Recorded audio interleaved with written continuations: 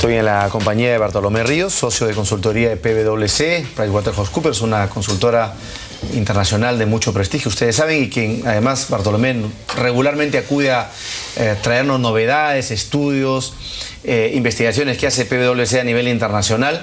Y en esta ocasión, un tema que ya lo hemos abordado directamente en ocasiones anteriores en Economía en Directo, pero que tiene que ver con un estudio que ha hecho PwC a 200 entrevistados a nivel internacional en 21 países.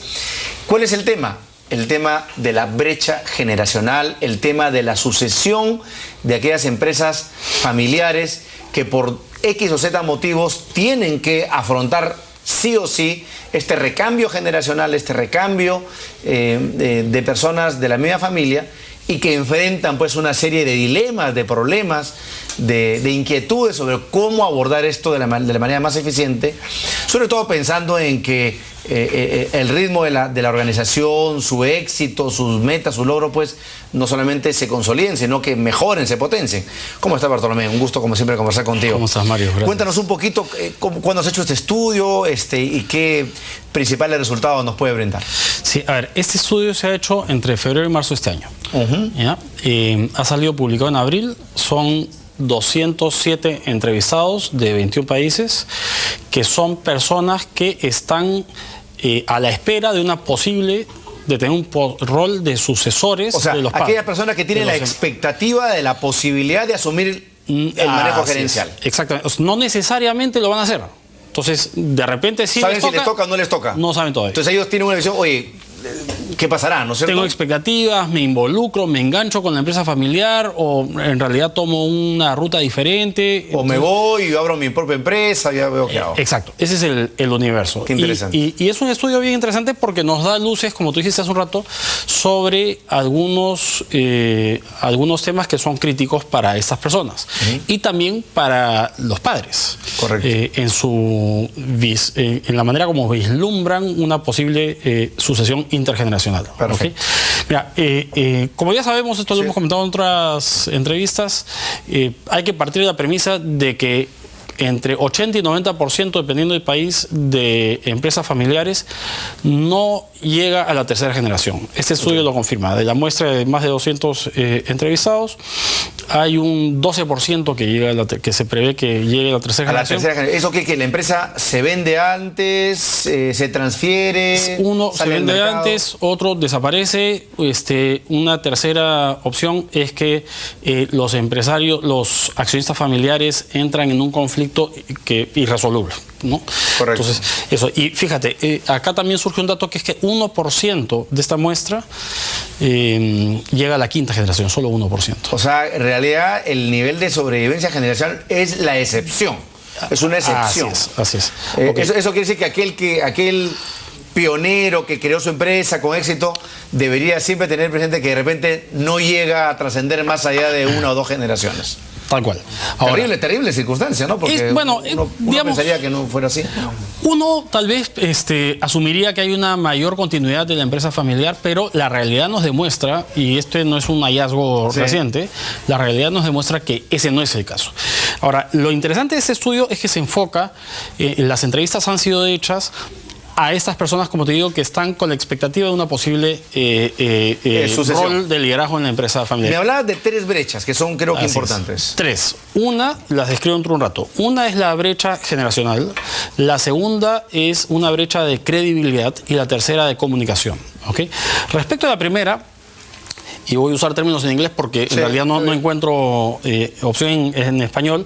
Respecto a la primera, se habla de una brecha generacional caracterizada por el paso de los baby boomers a los millennials. Correcto. ¿No? Hay que recordar cuáles son los baby boomers para que nuestro público... Claro, los baby boomers son los que hoy día rondean, ¿cuántos? 50, 60 años. De 50 y 60 años. Más o menos. Y los millennials son pues personas que hoy día están alrededor de los 30 años. Hay un rango ahí de edades.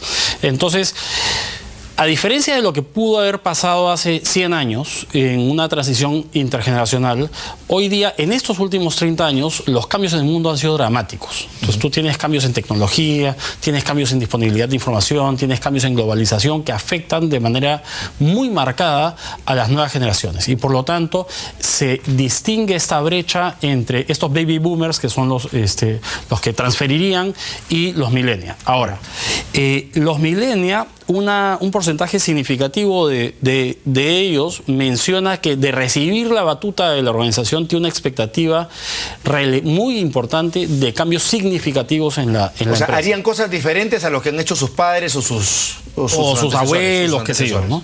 Y estos cambios tienen que ver con la manera como profesionalizarían el gobierno de la empresa, ¿ok?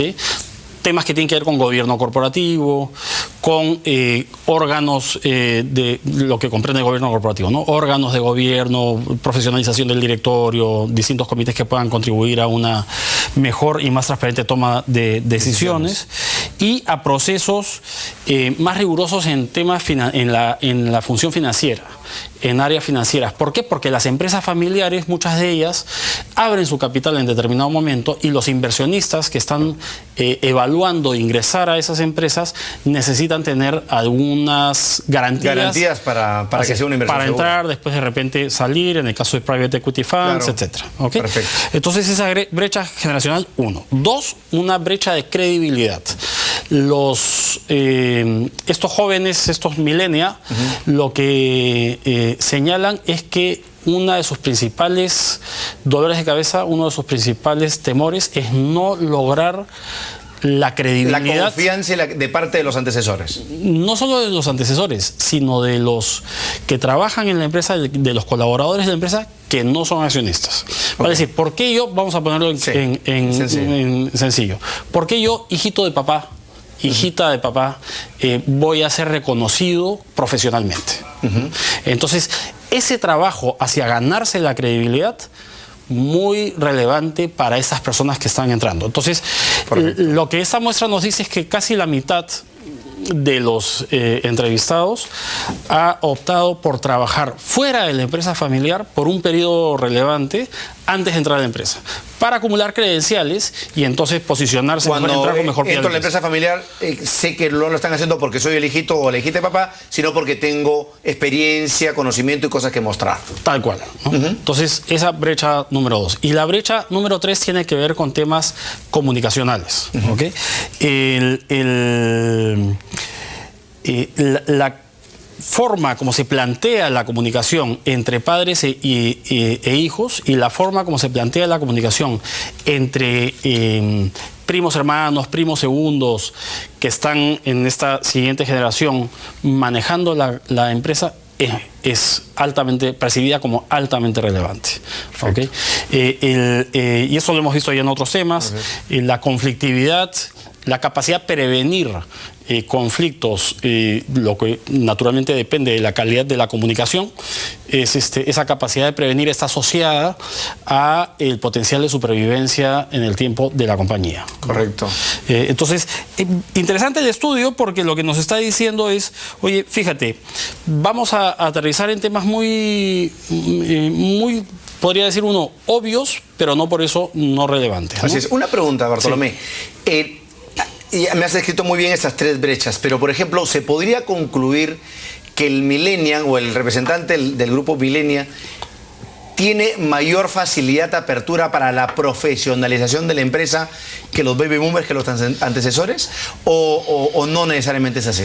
La información sugiere eso, digamos, ¿no? O sea, parece señalarnos esa dirección, ¿no? Hoy día, particularmente en Perú, por ejemplo, las experiencias que nosotros tenemos nos dicen que estas nuevas generaciones, por distintas razones. Ahí uno podría entrar a determinadas especulaciones incluso, ¿no? Por ejemplo, el hecho de que ha habido una mejora en prácticas en la comunidad empresarial en general en el Perú en los últimos 20 años, la entrada de capital extranjero, la inversión extranjera directa ha contribuido a mejores prácticas empresariales en general, no solamente las familiares, etcétera.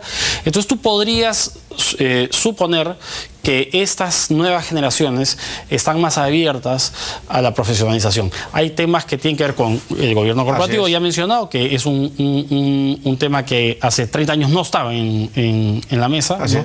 Hay temas que tienen que ver incluso con la responsabilidad social empresarial, es decir, el rol de la empresa en la sociedad, que va más allá de la generación de lucro para los accionistas privados de la misma, etcétera. Todo eso te hace pensar que el nuevo empresario familiar va a tener ese rasgo también. Correcto. Y eso es interesante porque, al menos en Perú, son las cosas que se están...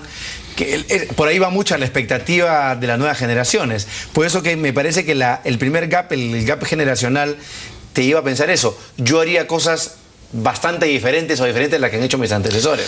Entonces, ahí tienes un indicador interesante, ¿no? Y hay un tema ahí, Mario, porque los padres o los que van a entregar la posta, hay una... Este estudio recoge un poco una percepción de que hay una suerte de síndrome, entre comillas, de una batuta pegajosa, así lo nombra el estudio, que es como, se me queda pegada la batuta en la mano y no te la quiero pasar, ¿no? O la posta. Vale decir, entiendo que voy a tener que dejar mi rol de líder de la empresa familiar en algún momento, más temprano que tarde, más tarde que temprano, pero se me hace difícil. ¿Por qué? Porque no necesariamente creo que mis hijos tienen la capacidad. Estas son evaluaciones privadas que a los padres les resulta muy, además, delicado confiar a sus hijos, ¿no? Porque ahí intervienen otros temas que tienen que ver con, oye, confío en este hijo, desconfío en este otro, etcétera, ¿no? Entonces, hay toda una adquiere mucha relevancia, como concluye este estudio, la claridad y la comunicación entre padres e hijos. Así es. Y que obviamente no solamente sea en el plano de la empresa. Por supuesto. Se supone que un padre y un hijo, o un padre y una hija que no han tenido una buena comunicación en otros planos, difícilmente la van a tener en el plano empresarial. Nos podemos quedar bastante tiempo hablando sobre esto, pero en cualquier caso, protocolos familiares, mecanismos de sucesión, claridad en por qué uno y otro, etcétera, son elementos clave para contribuir a la continuidad de la empresa, ¿no? Importantísimo. Gracias, Bartolomé. Creo que es un estudio, como ustedes ven, estos estudios tan interesantes, diferentes y generadores de aporte como los de PwC. Así que cordialmente invitado, como siempre, Bartolomé, a que nos traiga las novedades de estos estudios de PwC. Ya nos estamos comunicando. Gracias por invitarnos. Nos vamos a la pausa y venimos con la segunda entrevista.